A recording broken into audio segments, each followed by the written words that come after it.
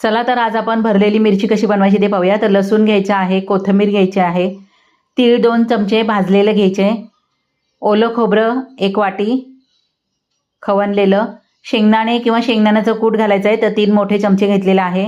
आता याच्यामध्ये हळद टाकायची आहे, जिरा पावडर, मीठ टाकायचं चवीनुसार आणि जाडसर वाटून घ्यायचं आहे, खूप बारीक करायचं नाही आहे। आता वाटून झालेलं आहे। आता मिरच्या भरून घ्यायच्या। तर मिरच्या पहिल्यांदा स्वच्छ धुवून घेतल्यात, पुसून घेतल्यात, बिया पण मी काढून घेतलेल्या आहे, तुम्हाला पाहिजे असेल तर बिया ठेवू शकता। आता हा मसाला आपल्याला मिरचीत भरून घ्यायचा आहे। तर मिरचीत मसाला भरून झालेला आहे। आता तव्यावर ठेवून याला आपल्याला चांगलं भाजून घ्यायचं सगळ्या बाजूनी। तर झाकण ठेवायचं आहे, काचेचं झाकण ठेवायचं नाही आहे, नाही तर मग पाणी सुटेल। आणि 2 ते 3 दिवस ही मिरची राहते, खूप छान लागते, टेस्ट एकदम वेगळीच आहे। नुसतं बघितल्याबरोबर तोंडाला पाणी सुटेल अशी ही मिरची बनते। तर नक्की बनवून बघा।